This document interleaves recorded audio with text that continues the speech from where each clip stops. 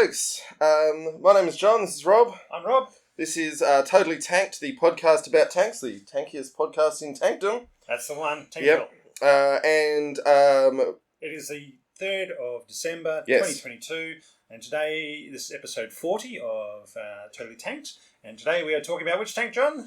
The Pershing. The M26 or T26, various numbers or whatever you want to call it. So, we are festively adorned. It's the festive season, so yes.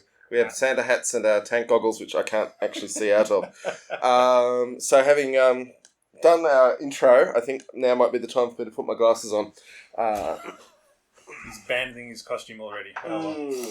Anyway, well, we're talking about the Pershing. We'd just like to give a quick shout out to all our wonderful patrons, so our supporters. Oh yeah, hang on. We need to put them on the screen. There we go. Yes, thank you very much for your support and continued support and to us, and I'd like to thank you. John's also brought out a number of new designs for the t-shirt shop. Very sexy t-shirts. So patreon.com, search for Totally Tanked, it'll come up. If you want to give us a couple of bucks a month, which really helps and pays for beer and hosting and all those things.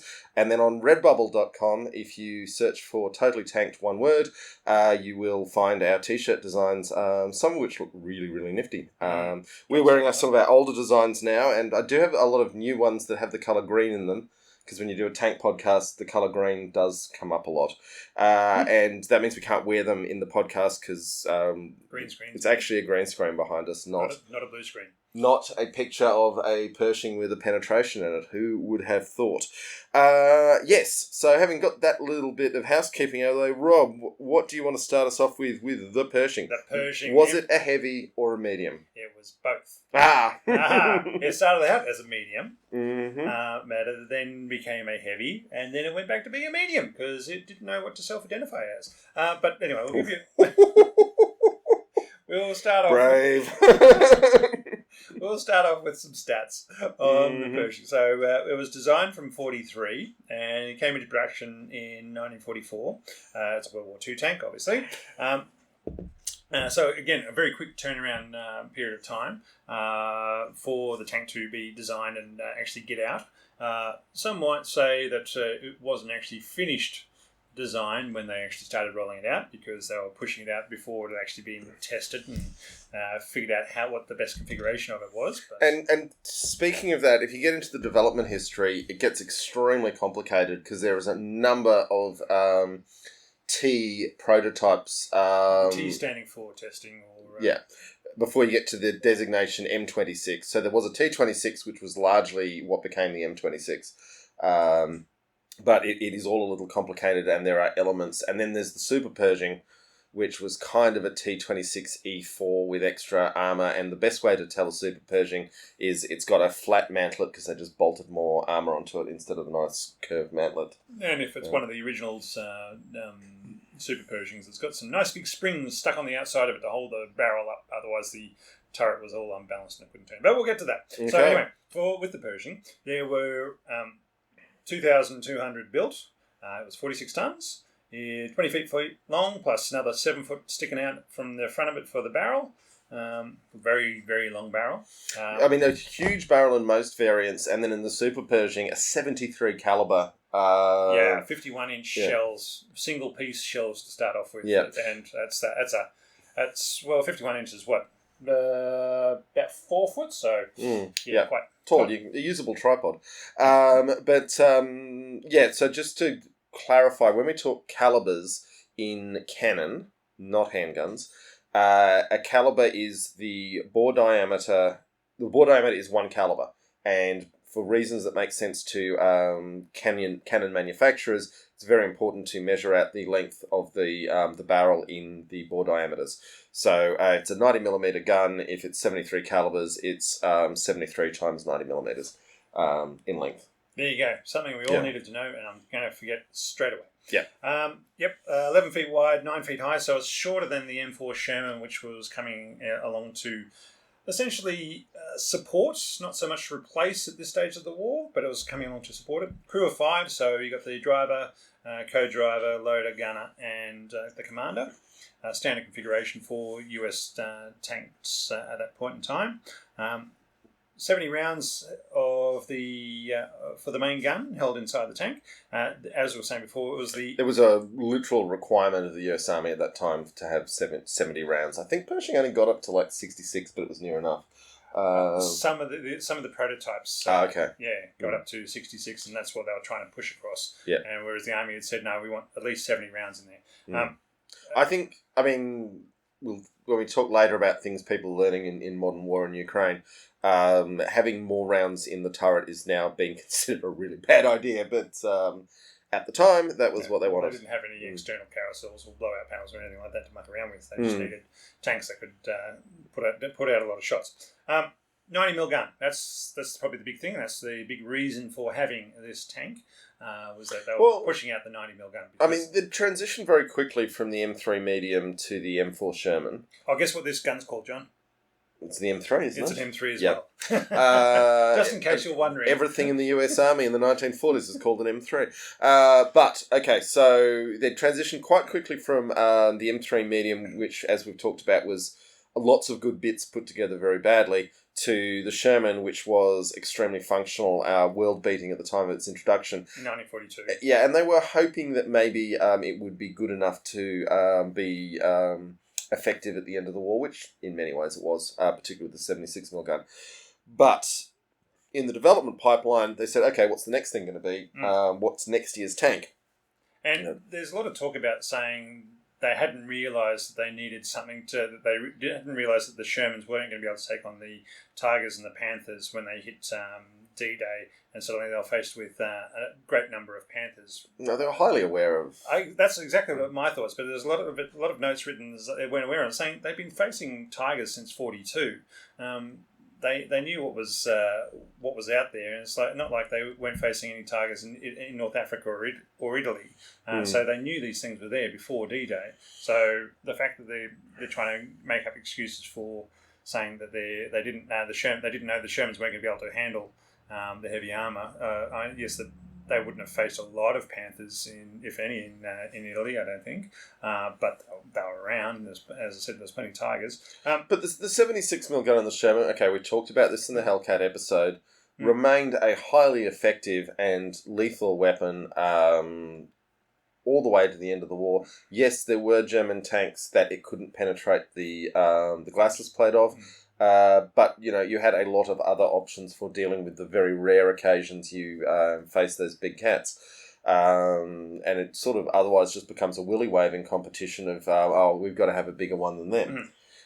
But as we'll get into the American tank on tank versus tank destroyer strategies and doctrine of saying we're not going to look to have tank on tank battles. We're going to look to have, because there is no point having a tank going up against a bigger tank, whether or not you have a gun that can take it out or not.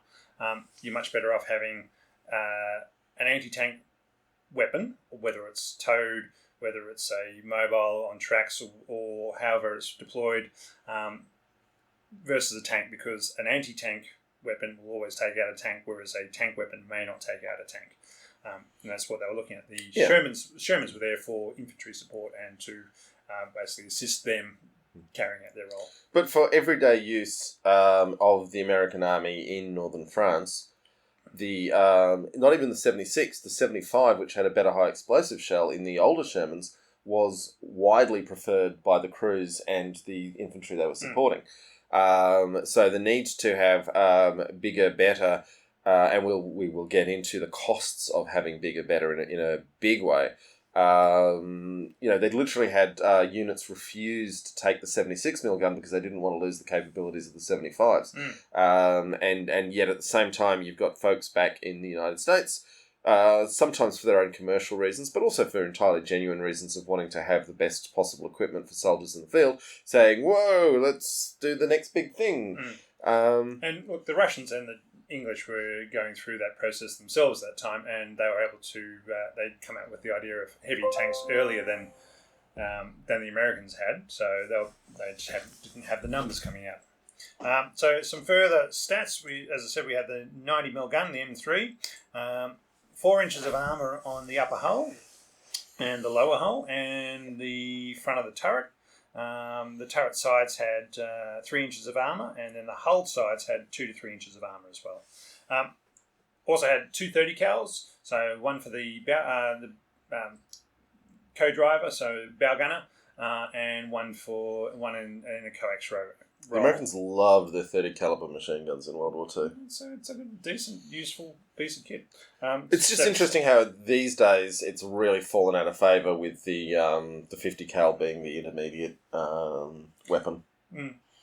But I guess, if you have the 30 cal in infantry support roles, then you're building lots of them anyway for the infantry. So you may as well just throw them into tanks as well, because the infantry is not going to be carrying around a 50 cal. They are going to carry around a 30 cal, and then therefore you've got all the ammunition that you want for interoperability between your infantry and your tanks. You definitely do not want a light weapon on a tank that can't share ammunition with the surrounding infantry. Absolutely. And then you had your 50 cal in a pintle mount on the outside for anti-aircraft role, and which again is a funny weapon in that role. It's definitely what it does is deter planes from coming really up close and personal to you.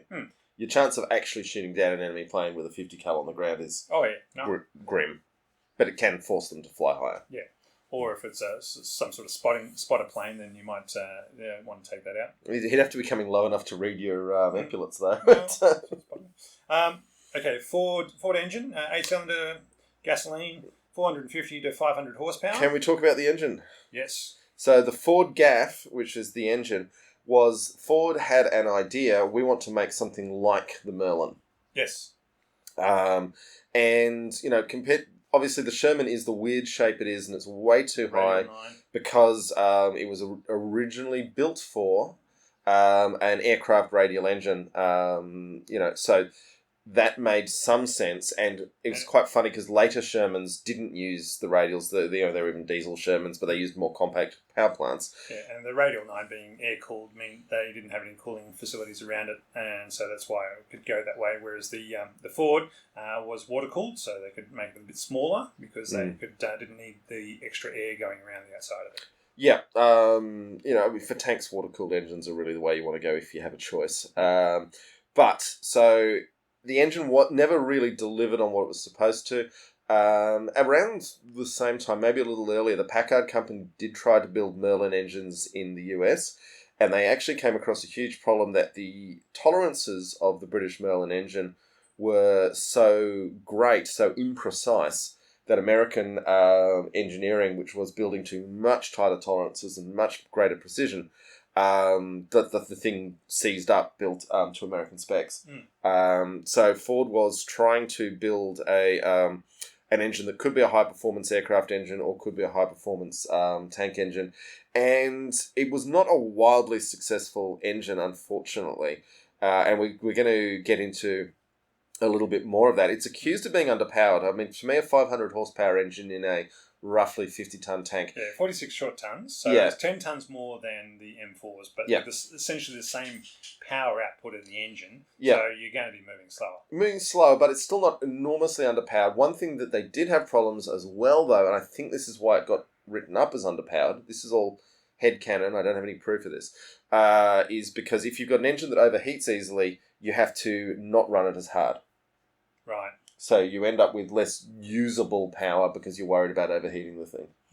And that's partly sticking it in there. But what they did do, and why the Pershing was such a seminal, widely important tank and really underrated, for the first time for the Americans, and one of the first times in the world, they put the whole power pack, transmission, drive sprocket at the back all together. Yep. So it didn't have anything running through the middle of the tank. Yeah. It was all in the back there. Which is how a tank should be. By modern standards, it's the only way to do it unless, you've got your reasons to put the engine at the front and then you want survivability and everything else. And then you want everything up the front.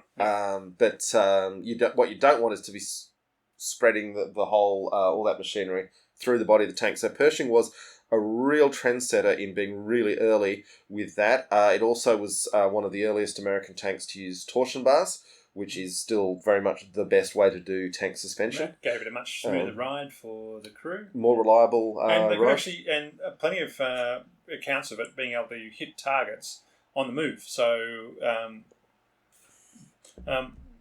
Being able to fire shots accurately on the move is a big benefit for World War II tank, and they were able to achieve that because of the smoother ride. Yeah. So it was revolutionary, and it was the arrival of a future that we still have today. The arrangement of the engine, the suspension. Now, torsion bars are brilliant. And for those who don't know, it's basically you take two steel bars and you wrap them slightly around each other, and as the weight goes on, they wrap further around each other. And it's a very clever way to do springs, much better than coil springs. The problem with torsion bars that you have to deal with is it occupies a lot of internal volume in the tank. Whereas your Christie or Horseman, which is an evolution of Christie, which the British used until quite recently, all the springs are on the outside of the tank, so they're not taking up space in the... My personal experience with torsion bars, they're a very useful thing to make people carry around for physical training exercises. Oh, okay. Yes, because they're just a big, about a 3-foot length of lump of steel that's just heavy, and you make people carry them and lift them over their heads. And slices of torsion bars make excellent gifts at tank festivals. There you go. So there you go. Okay, so sorry, I just mentioned there was 46 tons. Yes, we've got I've done the armour. It's got a range of about 100 miles. Which is fine for the time. Exactly, and that would have been one of the points that they said, yes, it's got to have a fuel tank to such a degree that it can go for 100 miles. On-road speed of 48 k's an hour, but a very slow off-road speed of only 8 k's an hour, so it did not move as well through the bush. Standard gun elevation and depression of plus 20 degrees and minus 10 degrees. So can we just talk about the depression elevation? Because this comes into, again, the Pershing was 1943, the tank of the future. Basically, if you put it in a lineup with any of the patterns or the M60, you would be quite hard-pressed at first glance to tell which was which. Yes, the shape of them is... It is a continuity of design elements all the way through. And part of that is the big boxy turret, which looks a bit silly compared to your sexy Russian frying pan designs, but allows for the gun to point a long way up and a long way down, which lets you put your tank behind a berm and point over the top. Or and top of a hill. Or if you're on the top of a hill, or if you're moving into a town, there are numerous cases and enormous number of examples of real-world combat where it is a crucial part of tank design to have good depression and elevation of the barrel. And speaking of good crucial designs of tanks, it also had a tank phone. There you go, boys and girls. So don't worry about that. Now, was it the first to have a proper phone? I did not look that up. Again, it was an early one. Yeah. Matilda had a push button that was like a doorbell. And the Japanese had the doorbell. Yeah, Matilda had it as well. There you go. But with Matilda, they did just replace it with handsets because they realised once we've got a wire that can make a doorbell sound, we can actually just hook up a field phone. Yeah. There you go. So the cost, as you were saying before, it was about in dollars at the time, it was around $83,000 versus a Sherman around $50,000. So for the M4, so the Sherman was cheaper, but again, and weight-wise and size-wise and everything else, you could fit a lot more Shermans onto a cargo ship than you could Pershings and all that sort of stuff that went with it. But the issue was also, at roughly 10 tons heavier, was the bridging capacity. And the capacity of European bridges to carry it, which, we're going to have a lot more to say about that. All right, so we'll quickly go into the stats for the Super Pershing. Only 25 built. They weren't wanted. There was one left at the end of the war. There's one left these days, right? All the other 24 were used as range targets to see what can go through the side of a Pershing tank. It's got, as we said before, it's still got the 90mm gun, but it's got the T15E1 gun with the 73 caliber. Which is very, very long, just to belabour this point a little more. A modern Western tank has a 55 caliber gun. Yeah. Now, admittedly, that's on a much bigger bore diameter, 120 mils over 90, but it's still proportionally an extremely long gun. And because there's such a long gun, and it basically, and they just fitted into the same turret and as the standard Pershing, what that meant is that there was far too heavy for the gun to be able to. So the traverse inside the Pershing, it's an electric traverse left and right, but the elevation and depression is done by is a manual operated. So the gunner has to wind a little wheel to raise and lower the gun, and that was too much for the strain for the gears inside the tank to be able to do. So they do get around that. In the first designs, they put a bunch of two huge springs on the front of the turret to be able to counterbalance the weight of the gun, to be able to allow the gunner to raise and lower the aim of the barrel. Yeah, not everything was a perfect vision of the future, but it was still, unbelievably futuristic for 1943. Yep. And they eventually came up with a system that balanced it out inside without having the great big springs on the outside. Which is also just problematic in that, it's a part of the tank that gets shot at a lot. And one of those springs gets cops a shell. And other things is that because it was so long, if they went down any sort of ditch or incline, the barrel would stick into the ground very easily. Even when they had the barrel traverse to the rear, it would still get stuck in the dirt if when going down. Oh, okay, because when you come back up the other side. Yep. Yeah, right. Yep. This is the problem with a tank with a very long gun, is it starts getting stuck in all sorts of things. I just want to quickly... You can't go through towns of any sort because you cannot manoeuvre the tank and the barrel around a corner in a narrow street. Particularly a European town. Yep. Particularly the narrow streets that tend to be around the bridges, which is why the town is where it is, because it's got a bridge over the river. Just quickly to acknowledge, so for the podcast listeners, we do this as a YouTube live stream as well. So we're just going to briefly acknowledge our commenters. Tasman is watching from Sydney. He's been admiring our hats and goggles, so there you go. Alan says Merry Christmas. Alan, it's always a delight to hear from you. Thanks, Alan. Minty just tuned in to say it's 12:15 in Nova Scotia and they have to go to bed. But they will listen to us on Spotify. Can I do the rest of the podcast with the goggles on? Yeah. No, I probably can. My eyes are good enough. Yeah. It's just the visibility downwards. I'm going to miss. You see a lot of the top of my head as I look at the notes. So probably not. Tasman also does note that the Sherman was the first tank to have a field phone. Sherman was first to have the field phone. Okay. Cool. Awesome. I'm sure we spoke about that during the Sherman episode. We might well have. It was a long time ago. Many beers under the bridge. Okay, let's get back to the Pershing. All right, so we'll probably get more onto the Super Pershing, but I thought I'd just throw in the stats there. Okay, So World War II. I'll give a great shout out to the Chief, and has a great video on the complex reasons why of who and who didn't want the Pershing in Europe. But essentially, the Army said Is this the bit where I talk about Leslie McNair? In a minute, I'll just because I've got new slides for McNair. Oh, okay, but in a second. So I'm not going to get into that detail. You can go into that detail.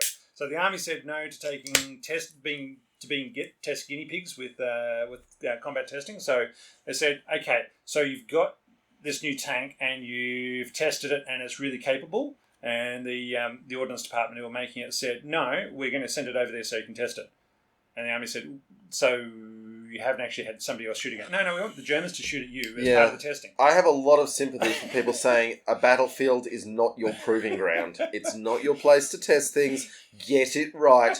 Then send it ready to go with all the other train of stuff you need, with training and manuals and spare parts and training the mechanics. You want to get this stuff right before you start wandering vehicles across the battlefield. So that's one of the reasons. Introducing a new logistics train to Europe was not wanted. Again, everything else has been pretty much standardised to the M4. To throw into a new logistics train for a new tank would complicate matters. Just quickly, I want to revisit something we talked about long ago in the Tiger episode, and also in the M4 Sherman episode. We've talked about the lifting capacity of cranes, both in the US and in Europe, because you've got to take it out of the ship. And at your port and docking facilities. Yeah, and the Sherman was built to be pretty much the maximum weight that any of these things can handle. Which is one of the reasons why no one wanted to take the Pershing, because none of these facilities would be able to handle it. Now, I did have someone at the time say, hang on, how did the Germans get Tigers to North Africa if it was impossible for the Americans to get heavier tanks to Europe? And the answer is the Germans used railroad ferries. There you go. Yeah. But the problem with using railroad ferries is railroad ferries are supposed to be carrying trains, and they're very rare and not usually going across seas. Yeah, and valuable beasts. They go across lakes and rivers type things, not seas. Sometimes straits and things. But if your train ferry is doing that, then your trains aren't getting across the strait, and they're probably meant to be carrying industrial things and important other things for your society to wage war with. And also they are real magnets for torpedoes and bombs from the other side because they're not known for going fast. Yeah, and they really stand out. Yeah. And they're known to be a key weak point. Because you don't have a lot of those, you only have the ones you probably built in the civilian infrastructure rather than not huge in your wartime infrastructure. Yeah. Build. Anyway, the US had no plans to use train ferries to cross the Atlantic. So the Pershing, with its 10-ton extra weight, was going to put a real extra load on the logistics capacity in very key areas of other extremely heavy things they might want to ship across the ocean. All right, so another reason was the Army didn't ask for it. They said, as John was saying before, they were quite happy with their Shermans. So, and yes, they're also too heavy. So, too heavy for the bridges of Europe, too heavy for the port facilities. And too heavy for the tactical bridging units, who had temporary bridges they could build that were Sherman weight, but they were not Pershing weight.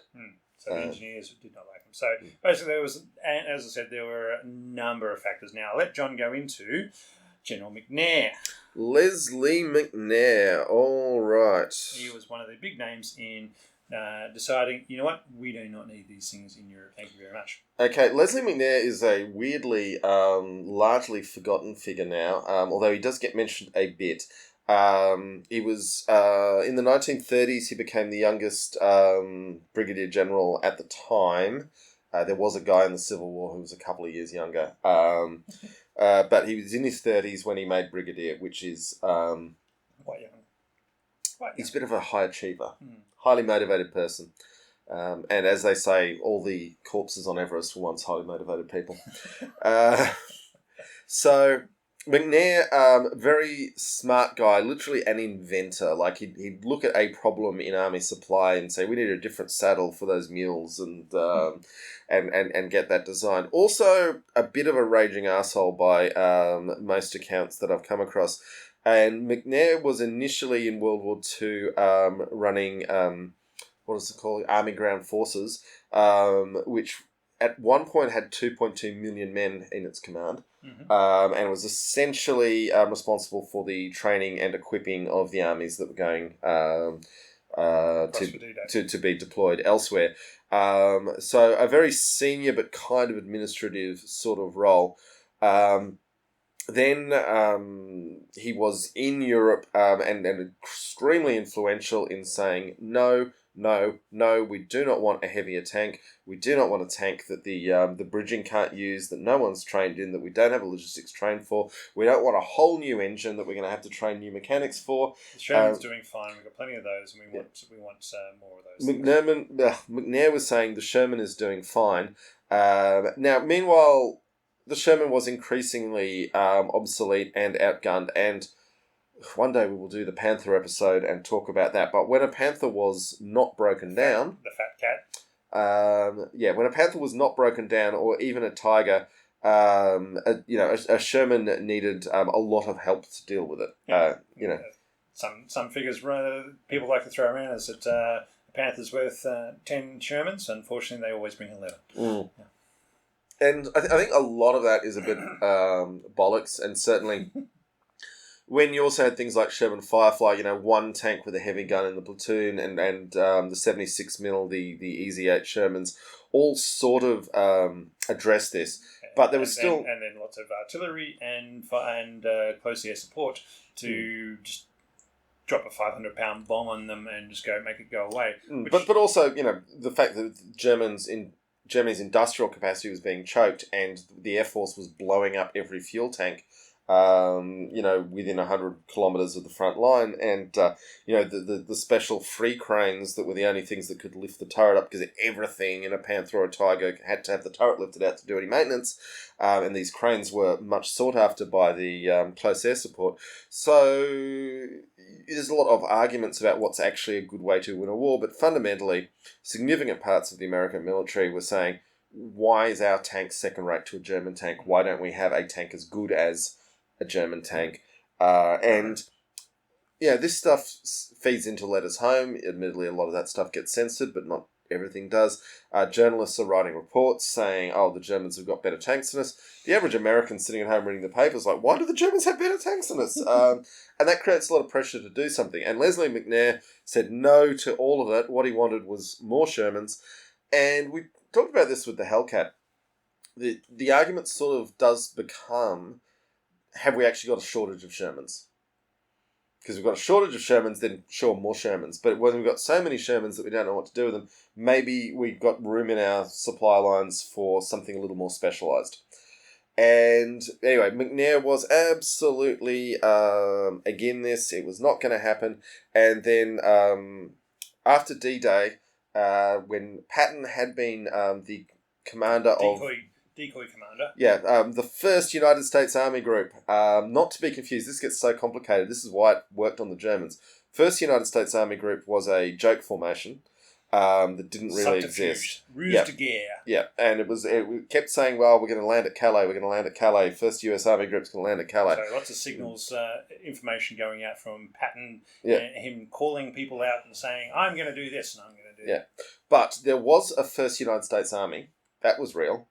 There was a 1st United States Army Corps. That was real. 1st United States Army Group, not real. So it was quite clever that they had these real formations with similar sounding names to a thing that sounded very important. McNair was placed in command of this fake formation as basically the only free general they had who was sufficiently senior to give credibility to it. After D-Day, you mean? Yeah, after D-Day, Patton took command of 3rd Army and went, charging around. Once all the troops were deployed to France, McNair no longer had a role within England, so they said, right, what can we do with you? We're going to give him command of this... fake formation. That must have been a tough conversation, because, Well, Patton had to go through it. Yeah, but Patton had been benched for punching a soldier. And whereas McNair wasn't being punished with the FUSAG posting. But, okay, then you get Operation Cobra, and boy, if Americans love an M3, they also love Cobras. And I suspect it's because it's the most penis-looking snake. But anyway, that's not that important. Operation Cobra, this was American forces breaking out of Normandy, and they had this brilliant idea that worked so badly that they never used it again, of using strategic bombers in a stream to pound a tactical target and reduce it to rubble, and then they could cross over. 1,800 heavy bombers. It would have been quite a sight. It was such a sight. Leslie McNair went down with his binoculars to have a close look.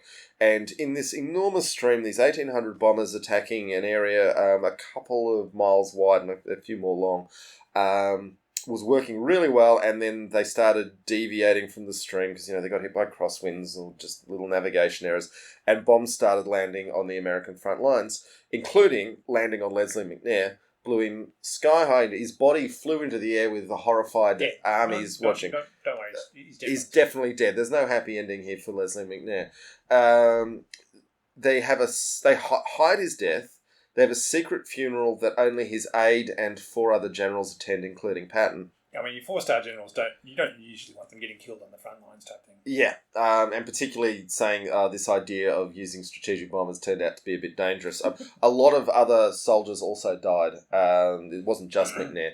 And the results, worked. Like, they were able to break through these German strong point. Cleared a path through the German lines in order to create a breakout for Operation Cobra. But despite it working, they never did it again. They just said, no, too dangerous, too many friendly fire casualties, despite it actually being an effective tactic. Probably too much resources to try and get the Air Force to do it again. or the Army Air Corps. Yeah, it was. I mean, it was the Mighty Eighth did the bombing, but yeah. Anyway, McNair was dead in mid-late 44, and with him gone, the resistance to bringing a new tank into the order of battle ended, and eventually they got some Pershings into Europe, which becomes the next part of our story. There we go. So, first 20 Pershings were sent over and arrived in January of 1945. They were divided up in different ways. So, 20 went to 1st Armoured, 10 went to 1st Armoured, 10 went to 3rd.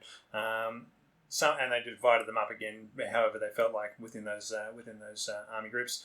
So one had one Pershing with 4 Shermans running around. Another had decided that we'll keep 5 Pershings altogether. And eventually, they'd ordered by this stage, as soon as obviously McNair passed away, they ordered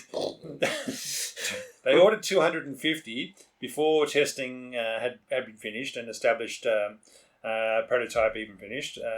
Eventually, 310 made it to Europe. However, that first 20, the only ones that actually saw any combat.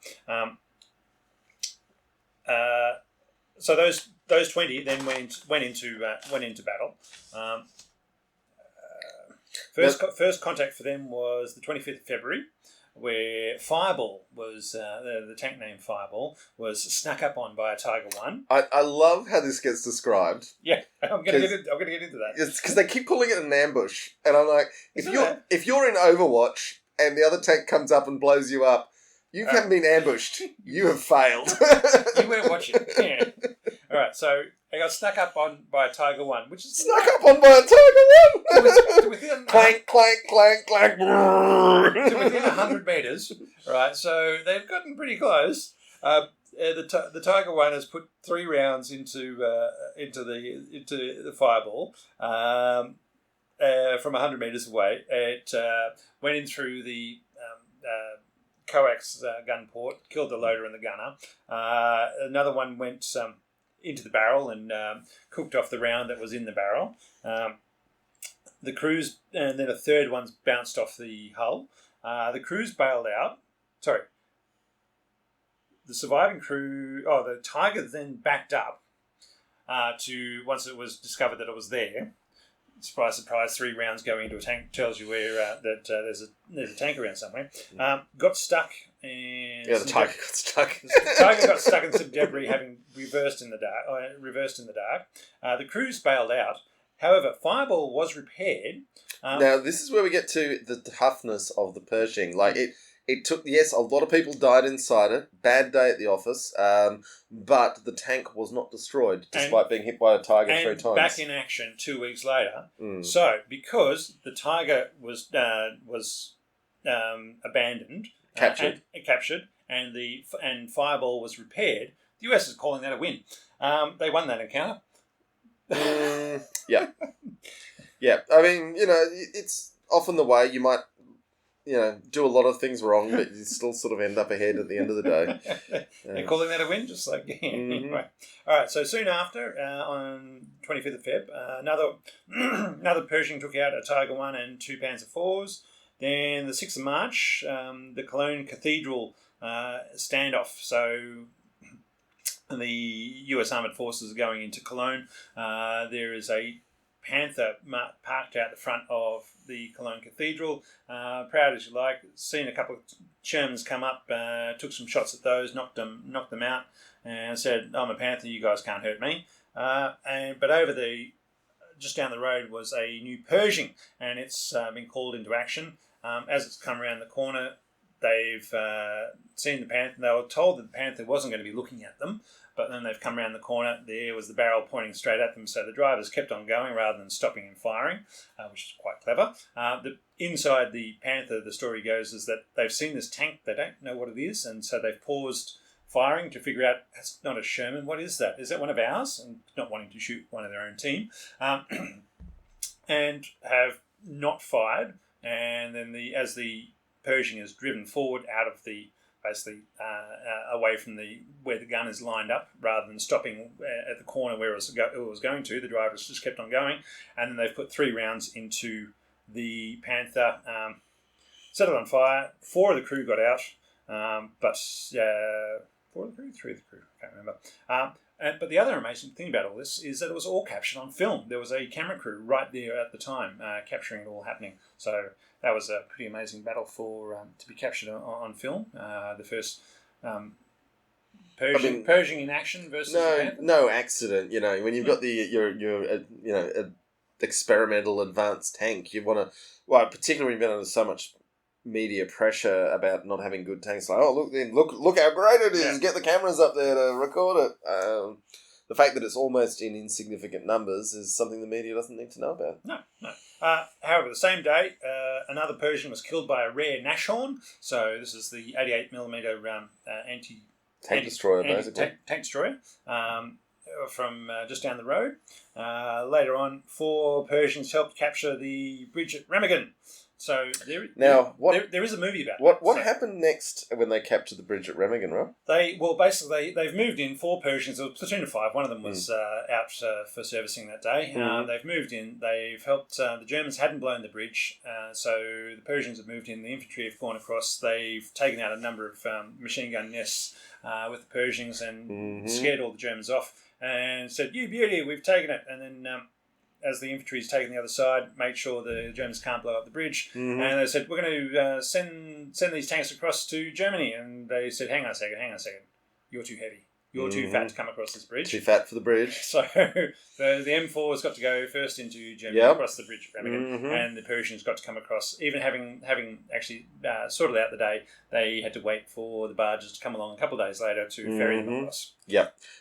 So the bridge was damaged during the fighting. That's why they didn't want them to The engineers had to build special barges to ferry the Pershings across. And meanwhile, the unit they were with had disappeared off into the distance, leaving them behind. I don't even know how you begin to organise your logistics support to catch up when you've been left behind like that. It's calling someone up saying, "Oh, we're going to need a fuel truck." Anyway, that would have been difficult. And the point that's really interesting here is that there were 2 different approaches for deploying Pershings into Northern Europe. One was as independent platoons. Well, not independent platoons, but a platoon of Pershings. Yeah. The other one was to put the Pershings mixed in with the Shermans. So, again, a platoon of 5 tanks, one of which was a Pershing, the other 4 were Shermans. Now, what happened in both cases was when you got to a bridge that the Pershing couldn't cross, which was most of them, the Shermans would go ahead and the Pershing would sit there for days and weeks until someone figured out a way to carry it over the waterway. And this does come back to McNair's point that a lot more needed to be done than just wheeling tanks off the dock and saying, "Hello, look, we've got a heavy tank here." And some of the things that needed to be done involve rebuilding all the bridges of Europe that you haven't even captured yet. So having a tank that can cross those bridges does seem a lot more important when you think about it. And in both cases, what happens when you have a platoon of Pershings and what happens when the Pershing's in another platoon is the Pershing gets left behind because the Shermans can advance into places that the Pershings can't. And much as I don't think I would have enjoyed Leslie Minet's company enormously, I think he might have been right. But maybe I would have enjoyed his company. Obviously, he had a lot of interesting ideas. I think he would have, Just would like to hang out with him at the bar, maybe, but not actually have to work for him.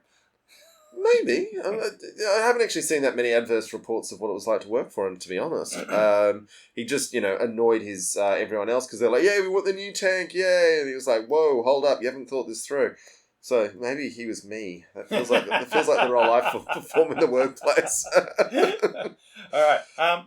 We're going to do one more thing on the World War II. So they were sent to Okinawa.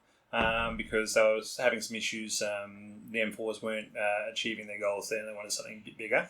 However, by the time they arrived in Okinawa, in the Pacific Theatre, it was in beginning of August, and guess what? Some bombs got dropped very shortly afterwards, and they were really needed by the time they were unloaded. To be fair to the American military-industrial complex, which is not a sentence I'll say every day, very few people knew that the nuclear bombs were coming. For obvious reasons of secrecy, you couldn't be telling too many people about that. I think the military-industrial complex during World War II was very useful and effective its role after that is where Sure. I'll be saying it's. Hang on a second, you're a bunch of corrupt, money-grubbing, bloody murderous bastards. Yeah, Murder Incorporated. But the point being that, not knowing that we were going to use secret super weapons that converted matter to energy, you had to be planning for, what was it, no, I can't remember the name of the operation. Right, planning for this enormous invasion of Japan, and you're going to need better tanks than the Sherman for that.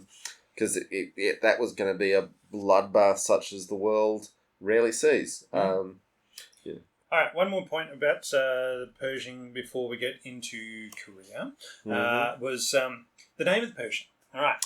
Yes, Blackjack Pershing. So John, who is in the slideshow. John, during World War One, General of the Army is John J. Pershing, also known as Blackjack. So this was one of the first tanks the US decided to name themselves, rather than the British naming it, and rather than sending it across to Europe and having the British name it and coming back with, that's a Lee, or that's a Sherman, that's a Grant. So they've said, hang on a second, we're not letting the bloody Poms name another one of our tanks, and they've actually come out and called it a Pershing from the get-go. Well, sorry, I shouldn't say from the get-go. From some stage during the tank's life, the Americans have named it themselves. Now, John Pershing was also quite the arsehole. There you go. Tell us more about him, John. Well, interestingly, General of the Armies doesn't have a current rank that it translates to. But particularly with because they tend to do the American Expeditionary Force. Yeah, the American Expeditionary Force of World War One, but they do tend to do they give them a rank bump on retirement, which is how 5-star generals exist when they really don't use anything higher than 4 in the table of organisation. But Pershing would have been a 6-star on retirement. It was a very big army. He had the American Expeditionary Force. The point that is most worthy of remembering about Pershing was that on November 11th, 1918, he did not let his subordinates know that the armistice had been signed and that the war was ending at the 11th hour. He gave no instructions to cease offensive operations. And 3,500 Americans, I think it's described as casualties, so they weren't all dead, but thousands of Americans died and were seriously injured because Pershing was an arsehole. And I'm all for, when you're negotiating peace on the battlefield, you do need to keep attacking to improve your situation on the ground before the peace deal is signed. But on the last day, when the deal has been signed... just waiting for the clock to tick over. Yeah, it is unforgivable to be letting people die. I'm all for saying we want to be attentive and alert and hold our positions and don't let the enemy get away with anything, but to actively let men go to their deaths completely unnecessarily. We're going to take that hill before 10 o'clock in order to get another 100 metres further forward on the battlefield. No, that's not really needed. So. Added nothing, did nothing, completely senseless. He was dragged before Congress to explain himself and muttered some things about old General Fox said keep going. Pershing, what an arsehole. Having said that, did have a cool tank named after him. So, swings and roundabouts. Now, we'll just go into a bit of the legacy of the Pershing tank. So, as I said, came out and developed and came out in 1944. By 1948, they decided they're going to up engine and fix a few of the issues within the tank itself, and it came out as the M26. And what's the M26 called, John? It's one of many patents. It was the first of the patent tanks, but all it was the M26 Pershing with a new engine and a few other upgrades to it, and yet they've renamed the tank. So Pershing only got 4 years of the tank being named after him. He died in July 1948. Patton died in December 1945 after a car accident. And by November 1948, so 4 months after Pershing has died. Oh, they waited till he died. They've waited till he died. Oh, right, okay. And so 4 months after Pershing has died, they've taken the tank that essentially is just an engine upgrade to what was named after him and renamed it to the M46 Patton and and the pattern then went on to have a legacy through to the 1990s. In fact, it's still out there today. I should say the entire one's still running around the M60 patterns. Well, hang on. No. Don't you go calling an M60 a pattern, but many people do. Yeah. And also, I would say, I alluded to it earlier, our audience have a lot of very smart people who spend way too much time looking at tanks. So I'm not saying none of you could pick the difference in a lineup between a Pershing and all the rest of the range up to the M60. But if you just had flashcards giving you little flaps, you would struggle because they are very similar looking tanks with very similar designs, which I think comes back to the legacy that it's actually quite astonishing that this design that they came up with in 43 was viable to some extent, even today, although, just because they're upgraded M60s, I wouldn't want to go to war on one of those myself. But there'll be the pointy end of the spear if the war kicks off in Taiwan. So, as I was saying, old Blackjack Pershing got 4 years of a tank that was named after him, and then suddenly became the pattern, which has a legacy much longer from 4 months after Pershing died. So, let's face it, if Abrams tank is going to go around for a long time, that name is not going to go anywhere. And the number of times that tank has had a different engine put in it, and is still essentially the same tank, and so it's an interesting thing. I mean, the exterior shape of the Abrams hasn't changed dramatically. The basic design is there. Oh, yeah. They did a lot of very clever things with building it to be able to, what they call them black boxes, just replace modules, which are built to a spec rather than having to redesign the whole tank, which is part of the extreme longevity of the Abrams. And there will come a time when there's a new type of armour that has different physical properties, and then they will need a different type of shaped tank. But that time is not here or now. So General Abrams' legacy is going to keep on going in that name, whereas Pershing's only lasted 4 years. Yeah. Anyway, we'll move on to the next war that Pershing was involved with, which was Korea. Yep. So, it made a mess of the T-34s. But before it made a mess of the T-34s. All right. So when North Korea invaded in June 1950. The US UN forces and South Korean forces had nothing to stop the T-34-85s streaming over the 38th parallel and forcing down to the enclave in Busan. However, the Busan perimeter. Yeah, I did see. Sorry, I don't have it in the slideshow, but I actually saw a picture of a US Army captain just after he'd been informed that his company was not getting resupplied. And would have to hold the Busan perimeter with no ammunition. And that was the look of a man who'd really had enough.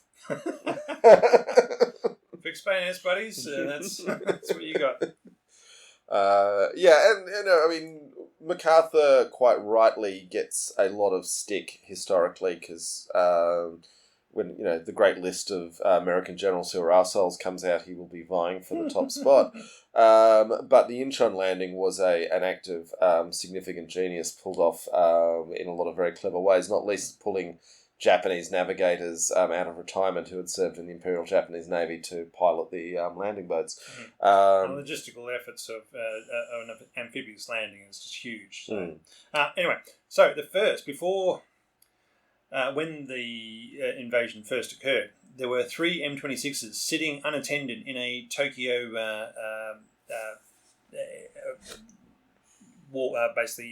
car park, military car park, and they'd been nobody had actually been looking after them. They'd just been sitting there. Somebody said, we've got some tanks around. And guess what? They were very quickly shipped across to South Korea when the war started. And whilst defending Chingu, there were 3 of them there, and they were on 31st July, which, guess what? Korea actually gets really stinking hot in the middle of the summer. And guess what? This is really stinking hot. This is the middle of summer, and their engines overheated because they hadn't had any sort of the maintenance attended to them. So the tanks overheated. The crews said... Pershing's always had engine overheating issues, Yeah, though. which is fine in Northern Europe. Yeah, in Europe, in various places in Europe. But in 31st July in Korea, it's really stinking hot. And so it overheated, and the tank and the crew said, yep, we can't do anything for this defence, disabled the vehicles, and got the hell out of there. Now, there is, in a North Korean museum, a Pershing in Pyongyang. I think we've got it in the slideshow. I'm not entirely sure if I got that in there or not. But so the North Koreans did manage to capture one of them and dragged it back, which there would have been, you could make a whole movie about the Koreans dragging the captured Pershing back to Pyongyang. But if they just get it started, if they got one of those three started up somehow. Oh no, anyway. Who knows? Anyway, so that was the beginning of the war when the North Koreans were streaming over the border and forcing everybody down south.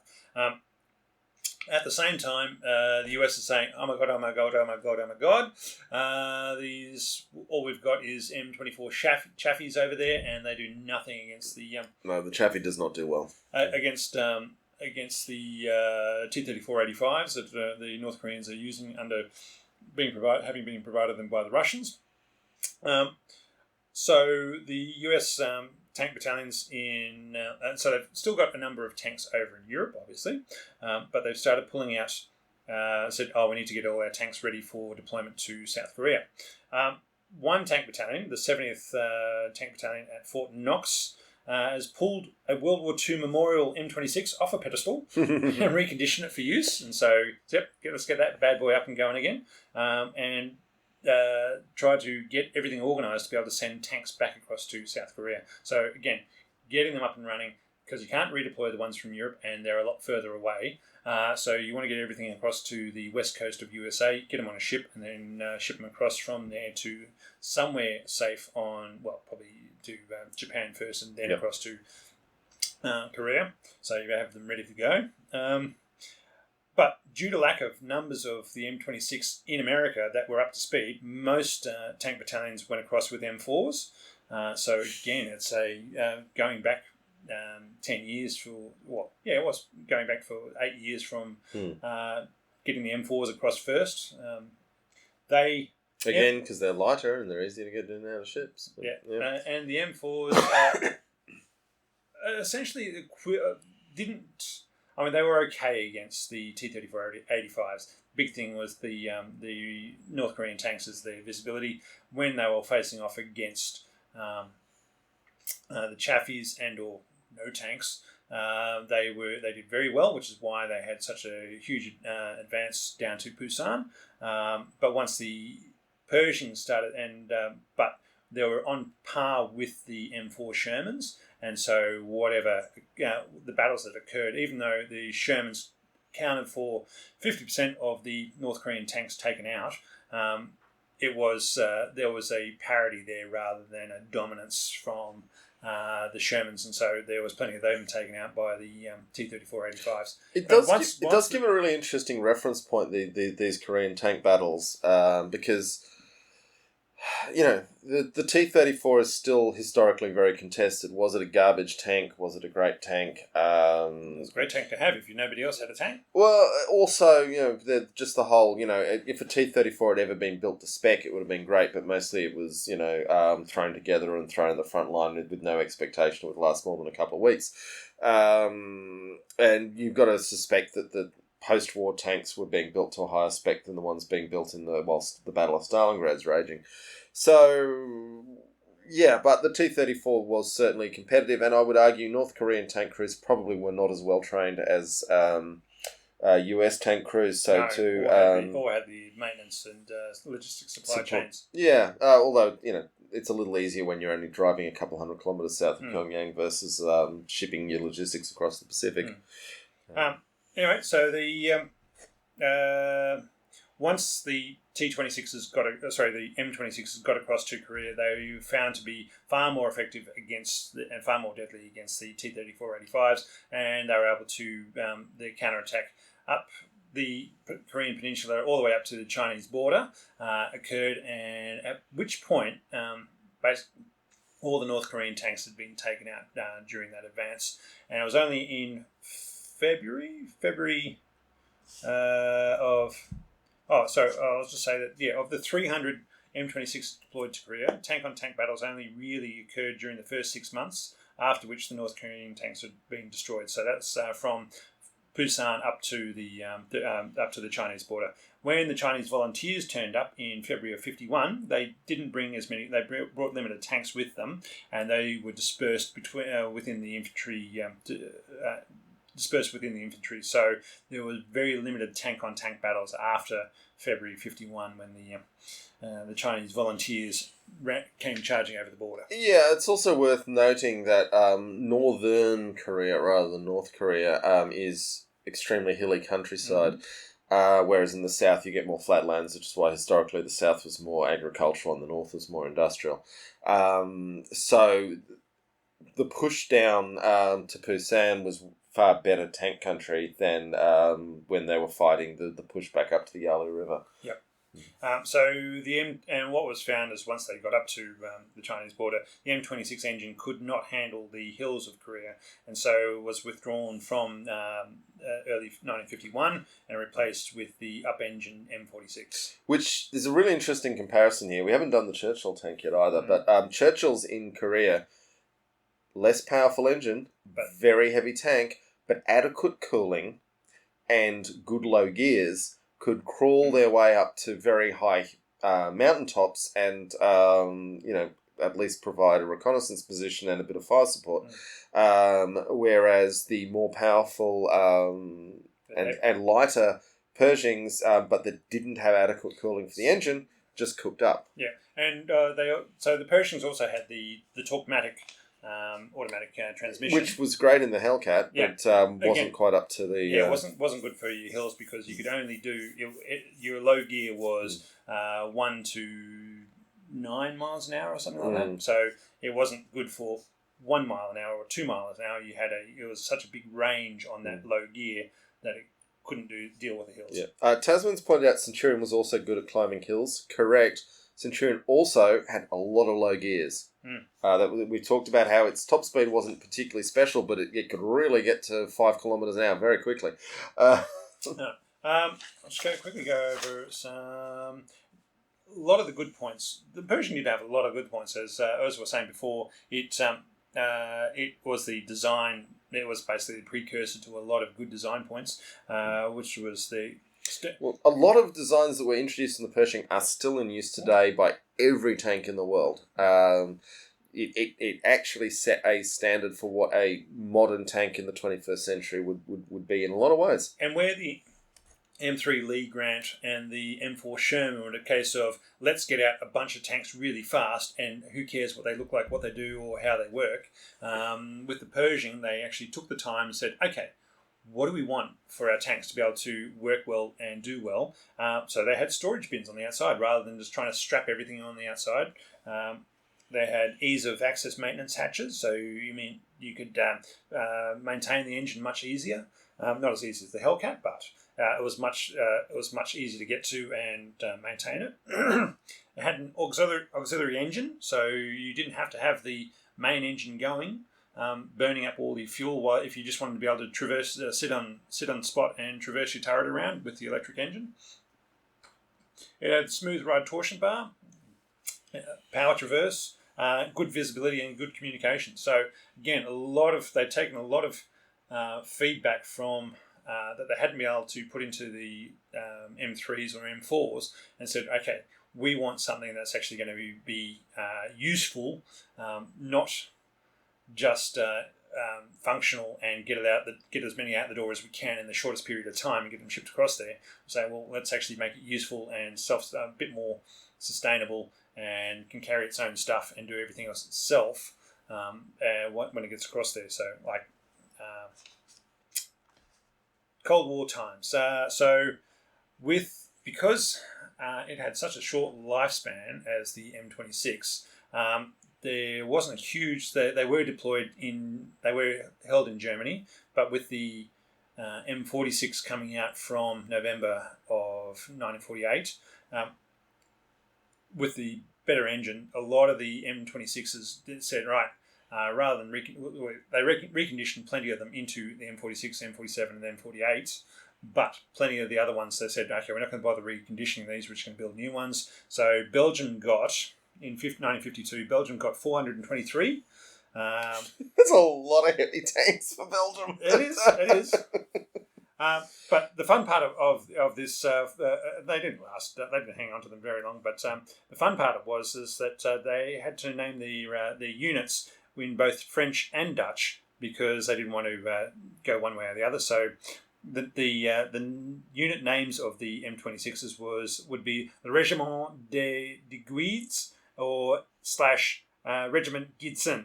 So you had to have both names in the unit name, and that would be a real. If you were a lieutenant in that sort of, or a subby in that sort of unit, and you had to say that every time you were announcing the unit name, you're bloody annoyed.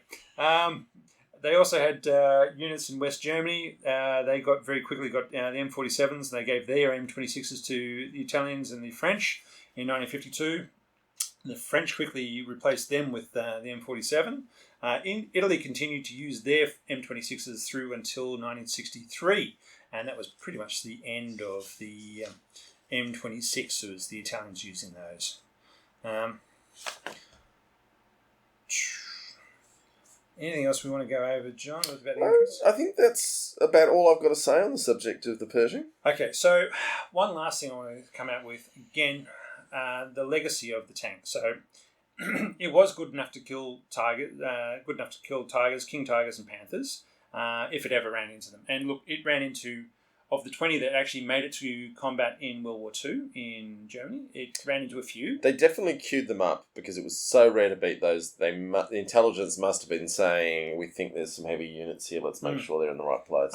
There were a few times that they said, okay, like with the Super Pershing killing a Tiger 2, nobody believes that actually happened. There's a case of, there's lots of accounts of the single Super Pershing that made it across. Oh, we should talk about that. All right. So once the Super Pershing got across to Europe, they said, right, let's make sure this bad boy survives. So they welded another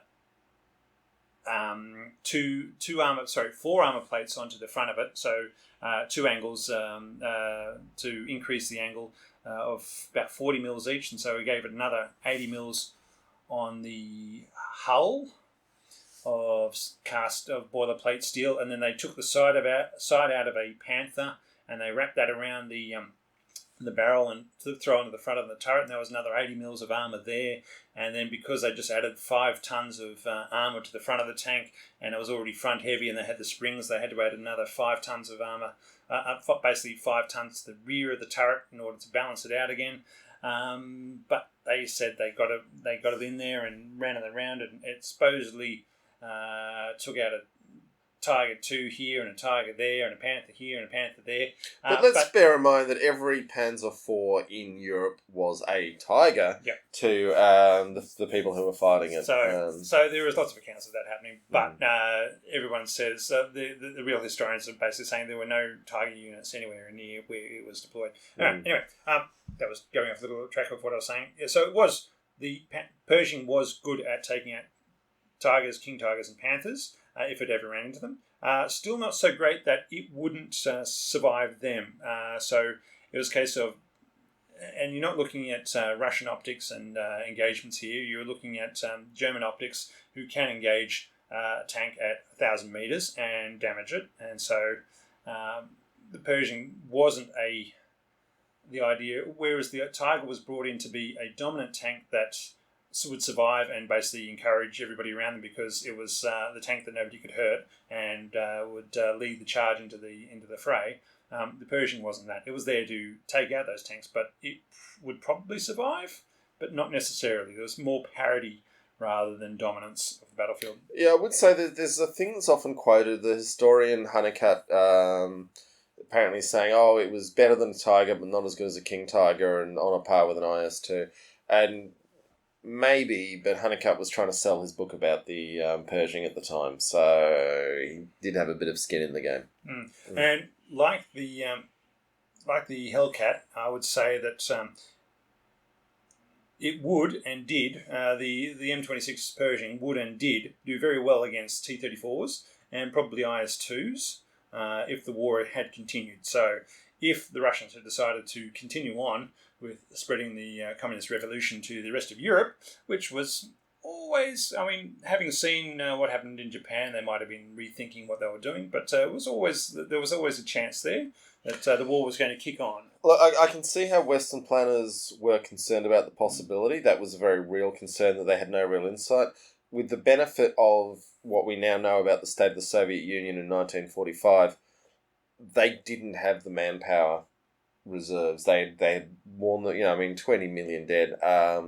They just didn't have enough young men left to fight. It was getting some peace was something Stalin desperately needed, just simply so that he could get more young men of military age. But Western planners had no way to know just how dire things were in the Soviet Union on the manpower front in 1945. Yeah. So if the war had continued, the numbers of the Pershings built were still important for what would come next, even before the Iron Curtain fell and Churchill declared the Iron Curtain. And then Well, that was the there was a speech he made in the US. And yeah. And then you had the Berlin lift and everything else that went happen from there. So anyway, we're going to take a short break here. We'll come back with...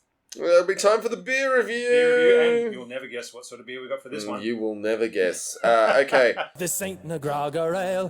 1 pint down, you'll be swinging in the gale. 5 pints, buddy, you'll be shaking in your shoes. All right, folks, we're back. And what sort of beer we got today, John? Beer. It's a big, long purple thing. It should be shaped like a cobra. I was looking for beers the other day. I was like, I've got to find something American. And you know what? It's been a busy week. The only place I could get to had Coors and Budweiser. And I was saying, you know what? Bugger that. But in the international section, right beside it, were these large purple cans that said beer. And you know what? I like the idea. It says beer lager. You can't be confused as to what this is. It is beer and it's a lager. It's actually an American style lager, and it's made by... Doesn't smell like an American style lager. Woof. It's made in Portugal at the Font Salin company. There were some words, I looked it up online, there's some words about a dam beer. There is an Australian brewery called Bolter who do the same thing. Just say, we'll just say it's beer. I would say Bolter make pretty good beer, though. I'll give them that. Anyway, it's an international beer. It's Portuguese, and it says beer. And I said, you know what? It was too hard to find anything else. As I said, it's been a busy week. Look, Alan, we're sorry. Alan and all the other... the US does make up the bulk of our audience, and we're sorry that an American tank got lumped with this Portuguese... beer. Jeez, it doesn't taste good. Doesn't. It's not great. Well, now that we've done it, nobody else has to suffer through this. Look, the can is attractive. Admittedly, it's a bit, Mace Windu. But, because, for the audio-only audience, it's nothing but purple with just the words beer lager in moderately small type at the bottom. 4% alcohol, 500 mils, and the where it comes from. Smallest type you will ever see to meet requirements, Look, legislative requirements, and I could not see it in the store. I had to look it up. My poor old eyes could not focus well enough on it to be able to say what it was, where it came from. Also interesting, canned by Font Salem, not brewed by.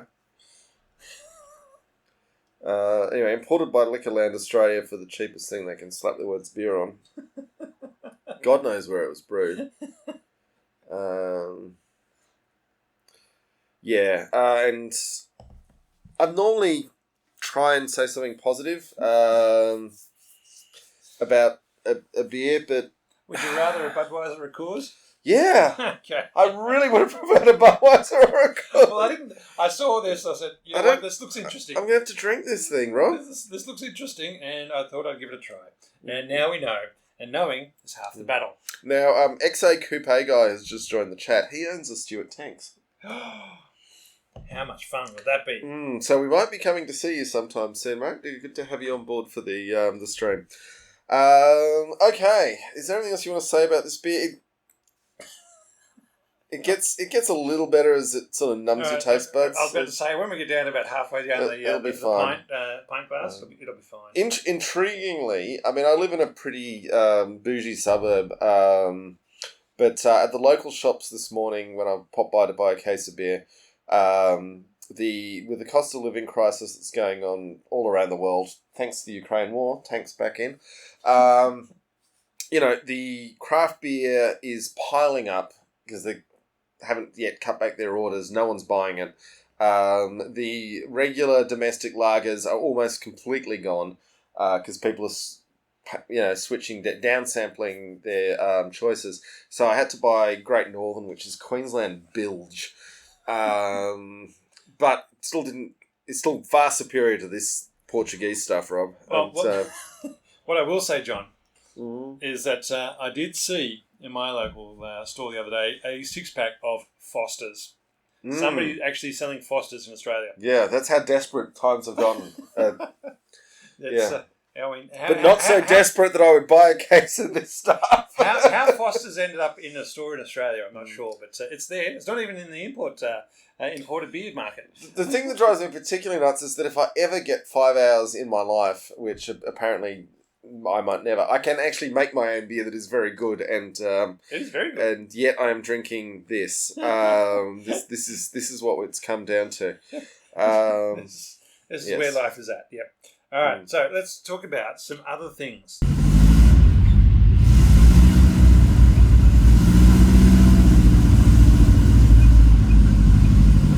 Yes, so let's, what do we got? Oh, we still got Pershings on the screen. Let's fix that because it's time. Super Pershing, there it is with the springs and the extra armour and the plates at the front. Okay, there we go. There's the control map in Ukraine. We'll even get the, hopefully the patrons coming across. There we go. Thank you all. You are amazing. So just a quick shout out for the audio feed. David Mulvaney, Vikram Murthy, Brian Jenkins, Scotch 12, they are apprentice level patrons, and Stamps are artificer level patron. Thank you, folks. Your small monthly financial support is actually enormously helpful for us to keep this all going. So love you all. If you want to also get shout outs in the feed and other perks and bonuses and getting involved in decision making, patreon.com, totally tanked. So, Rob. Yes. Okay, Ukraine. We will put in the links in this video later. Come back 24 hours. The video that Lindy Beige did, who's a very popular YouTuber who does tank stuff reasonably often, and he interviewed a British foreign fighter who's returned from being part of the Ukrainian Legion. And it was a very interesting. It's pretty much the only talk I've seen in English with someone who's actually been fighting on the front lines in Ukraine. And not a lot of discussion about fighting on the front lines, but a lot of things about what actually happens when a foreign fighter gets over there. And it was very useful to see that. Lindy Beige also had a chat with this fellow in the airport as he was flying across. I thought he'd get his head blown off. I felt really relieved to discover he'd actually made it back home. Yeah. Now, I don't think the guy's a completely reliable narrator because he's got he's a bit of a yarn teller. He's a bit of a storyteller, and he's obviously a young dude with a thirst for adventure. Not the worst dude in the world, and I probably would enjoy buying him a beer and asking him some questions. I'd love to have a sit and chat with him, but we don't know how reliable the situation is to be able to say, taking everything he says is gospel, but his observations are still interesting. Oh, God, yeah. And the observations of going over there and people who are signing up for it saying, yep, I want to fight the Russians, and it's finding out, oh, okay, we don't have all the logistic support that the US or Australian or English military provides for fighters on the ground. But things like, we need air support. Well, that's not coming. We need an artillery support. Well, that might be 5 hours before there's a tube to task this mission. I need a medivac. Well, you better start walking because the first aid post 10 kilometres that way. And interestingly, his criticism, I don't think was aimed at American people in general as Americans. It was particularly people who were part of the enormous bureaucratic organisation that is the US Army and hadn't had specific fieldcraft training. So he was saying the people who'd been Rangers were just as useful as anyone else, but the general... just US Army bureaucrats who had decided they wanted to be involved didn't have a lot of skills. Yeah, the US Army is renowned for its logistics ability, to be able to get stuff to places, and that is a huge ability for a modern force. And the thing is, if you aren't the US Army, you don't have that logistics force behind you providing hot water, showers, food, fuel supplies, everything else that goes with it, medical supplies, anything that goes with that. So it was really useful. And like his comparison of saying, yep, being able to organise a festival and saying there you've got a lot of people going in and out, you've got a lot of things moving around, you've got a lot of people needing to be fed and needing to be able to go to the toilet. It was a really good comparison, I thought, of being able to over there and saying this is an environment that you need to know about, and then talking about the fieldcraft skills that people didn't have.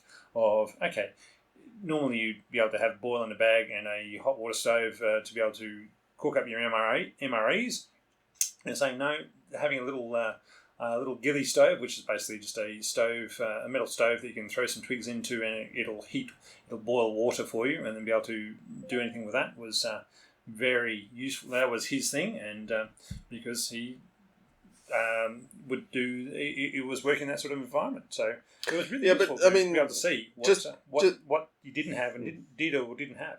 Yeah, I mean, by the sound of it, most of his core contribution to his company was simply that he could make boiled water because he'd brought a Dixie stove that he could put little twigs into, and that's actually no small thing for he made some really good points about -20. I don't think I've ever experienced -20. I've experienced -5, and that's given this. We're talking centigrade, which has certainly given me a view of what -20 might be like. And things like having merino long johns and wool hoodies and things like that makes all the difference. And people who haven't experienced that cold really don't even begin to understand what they're about to endure. It's not just a case of being the 3 minutes sitting on a chairlift as you go to the top of the ski run in Japan where it's -25. No, it's sitting in a wet hole for 6 hours. Yeah, and then heating up your body as you ski down that hill in the dark and saying this is cool, versus sitting in a hole for the next 12 hours before you're allowed to move around anywhere because you have to stay in the hole while the shelling is happening and you are freezing your literal bollocks off. There's a big difference. There is a big difference. You can only do so many push-ups to keep yourself warm in that sort of environment. Well, sometimes you can't. Sometimes you've got to stay in your hole. Well, you do push-ups in the hole. That's why. That's what keeps you warm. While you're doing. Yeah, well, you're burning calories though. But one of the other things he was talking about though was how people who, just because you've been in an army in 21st century doesn't mean anyone's actually taught you fieldcraft survival skills. And I'm not talking about can you gut an animal, and although that's helpful, I'm just talking about can you light a fire that isn't going to smoke. Because it's one thing for one dude to light a little fire and have a little column of smoke. When you've got 5,000 dudes and they're all lighting little fires and they're all smoky, that's visible, giving away your position on a wide front. So that it was a very interesting chat, and I did think it was interesting what he was saying, that Americans who'd been in the Marines or the Rangers were quite good at coping with not having all the bells and whistles. Because they have to get by without the huge logistics support of the actual regular army. So yeah. They make do with what they've got. Anyway, that was a very interesting chat, but I think at this point, obviously Ukraine is the biggest tank conflict of our time. Hopefully stays that way.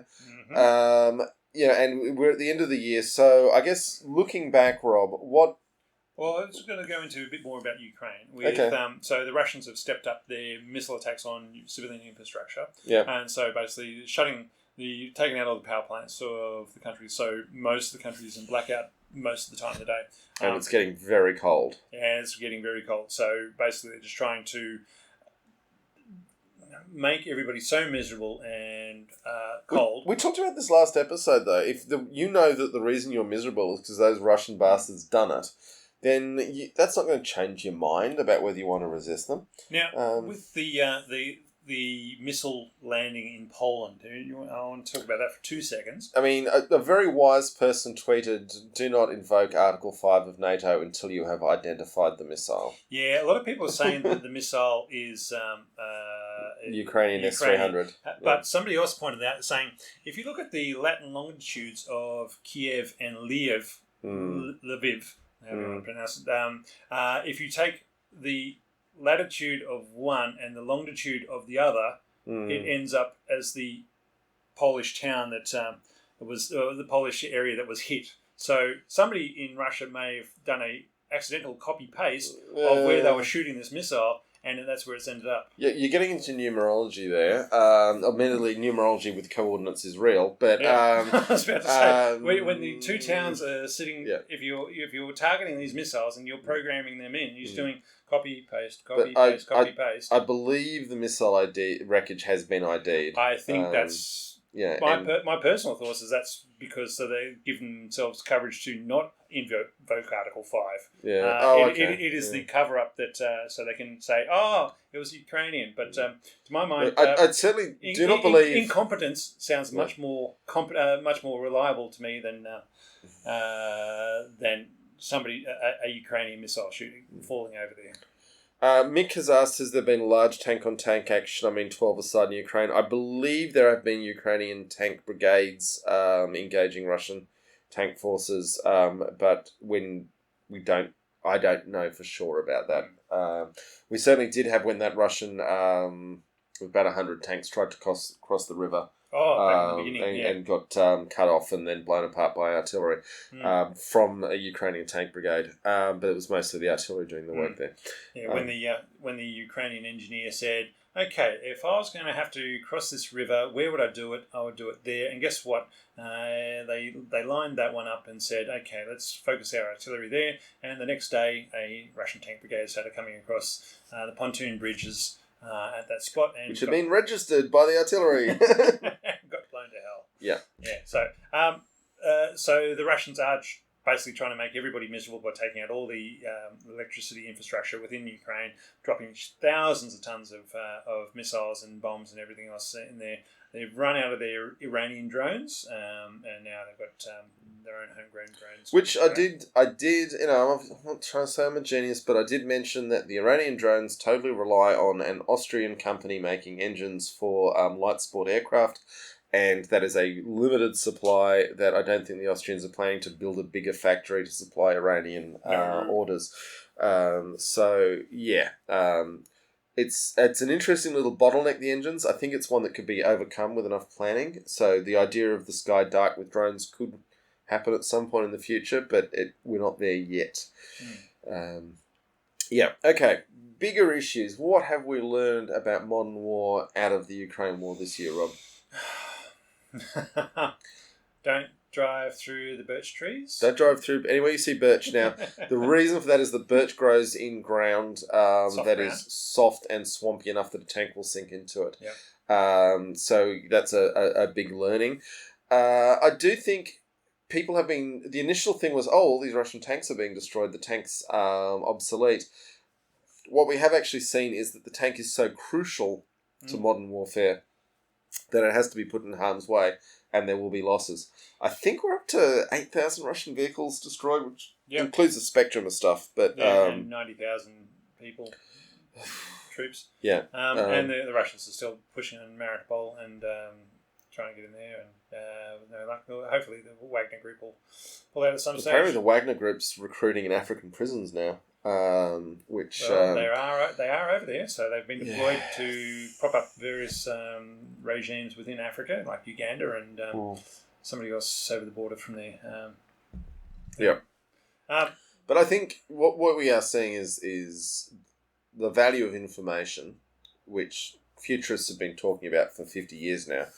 But we are seeing writ large, Ukraine is winning a war against a much larger neighbour because so far they have an unlimited amount of intelligence being pumped in by the Western powers, and particularly the United And States. a huge amount of hardware being pumped in by the West. A lot of hardware, but the intelligence is letting the... And, I mean, I liked... We had the moment a few months ago when the Russians were really pounding the Ukrainians with artillery, and, you know, we made the point, we weren't alone in it by any means, but, you know, that...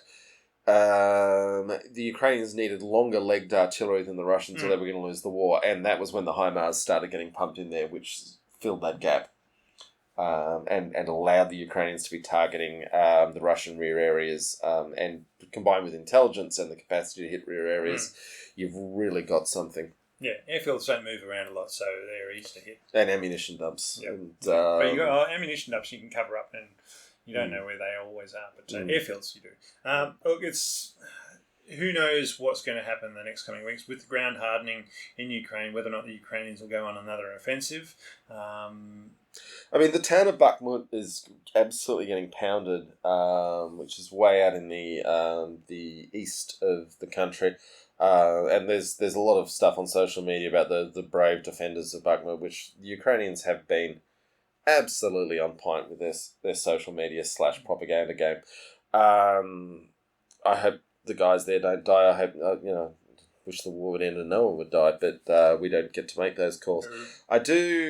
There is an interesting point that people have been raising with me, saying, why won't the Americans or the Europeans give Western tanks to Ukraine? I've got two reasons why they shouldn't.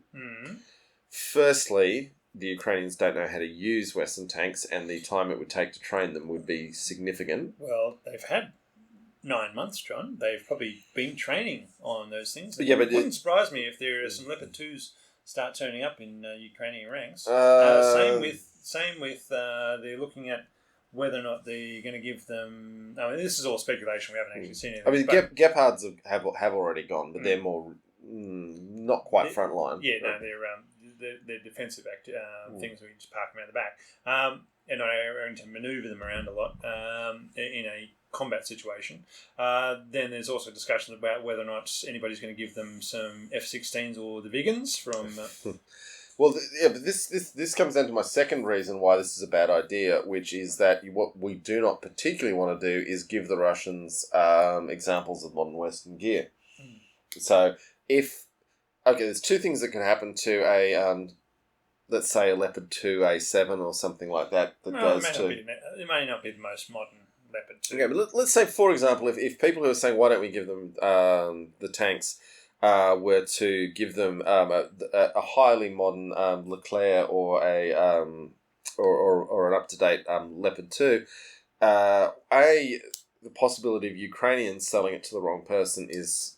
a significant risk. One of the things of the conversation with Lindy Beige showed was, stuff goes missing. Stuff goes missing, and there's a bit of nepotism going on in Ukraine.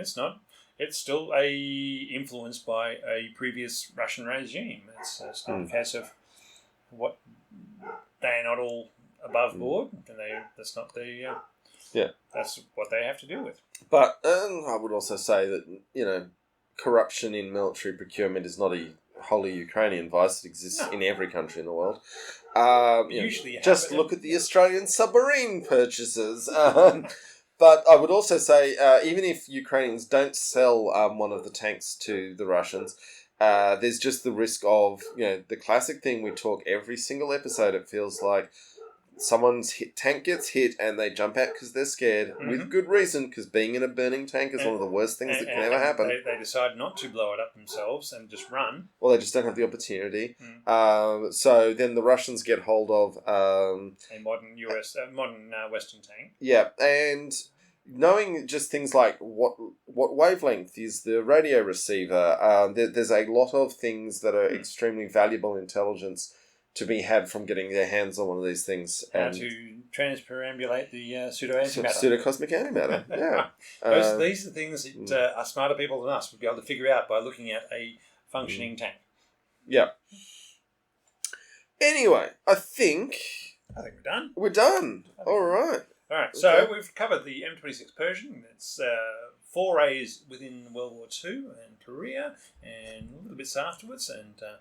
who built it, who it was named after, where it went, And why do we have it? The parade of assholes. Yeah, I would note we are still drinking this terrible beer. It did not go down fast. It has not gone down fast. I would say, hey, we're at the end of a year. It is. We've been doing this podcast since 2019, and Pre-COVID days. not just that, though. The majority of our listeners started listening this year. So, hey, guys, girls, thank you so much for joining us and being part of it. According to Spotify, 500 people, we are the number one podcast for them. I don't think I'm even on Spotify, so otherwise it'd be 527. Yeah. So that's really awesome. And, you know, we did have one of the listeners posted, oh, you guys are only number 3 on my list. And the other podcasts were really big, run by really professional historians. So that's really awesome. And I just want to say, you know, because it's the end of the year, we're allowed to get a little sentimental for Christmas time. We really appreciate all of you who listen. We do. Love's probably a little strong. We love that you listen to us. We appreciate you. But you know, we hope you all have a really good Christmas. We're not going to do a Christmas special this year. This is it. Hang on. This was the day that we could actually both make it in here. Yeah. Hang on, get my hat back on. Cool. So it's a weird little community we've got. We noted when we were up at the Tank Festival that tank fans come in lots of different shapes and sizes, but we're kind of united by an interest in a weird little niche and a lack of affectation, which is quite pleasant to be around. And I got myself a nice little Christmas present that I will be building in the new year, John. Oh, yes. Is it a model tank? It is a model tank. Is it PZ38 too? It might be. Okay, we're going to have to talk to you all about which one to buy. We are going to do a group build project. Is your daughter going to help you build it? I'm sure she can help. Okay. Is she going to paint it? Maybe, maybe not. We'll see. I'll see what my patience levels are like. I might give her other things to paint because I've also got other things that I've ordered and that she'll be more inclined to working on. Anyway, we work together. It is school holidays. Will be a long period of time where I'll be working from home, looking after a child who I need to distract with certain things, which will include painting models. Yeah. So just to finish up, do please, if you can, if you do it, track us down on Facebook and Twitter and follow us. We're also on Mastodon because it's the non-evil social media, but because it's not evil, it doesn't have anyone using it. But hey, I post our episodes and various things on Mastodon. And you know what? There's a lot of other cool people on Mastodon. So that's fun. And if you are moved to, we do have some really cool T-shirts on Redbubble. We won't let Ye subscribe to our podcast either. There you go. I don't think we can stop him. Oh, I'm sure we can. We won't let him. Yeah, or Trump. Yeah. No, never Trump. No. We'll close this podcast down if Trump becomes a follower. I don't think Donald listens to many podcasts. Having other people tell you what... While we're here at the arse end of the podcast, let's just say, can you imagine having the colossal pan-galactic ego of Kanye going to Mar-a-Lago and saying to Donald Trump, the only man... You can be my VP. Yeah. No, you can be my VP. He must have watched Top Gun 1 or whatever. Oh, God. I wish I had those kind of stones. All right. Okay, we're done. We're done. Thank you very much. Thank you, folks. Enjoy hopefully everybody has a safe and peaceful end of the year, and we'll see you next year with a new tank. We might be slightly later in January because who knows? Rob has coastal real estate to spend time in. Damn straight. There's surfing awesome. And swimming and oysters and lobsters. Yeah. Well, I'm not sure about lobsters. Okay. All right. Thanks, folks. We'll see you in the new year.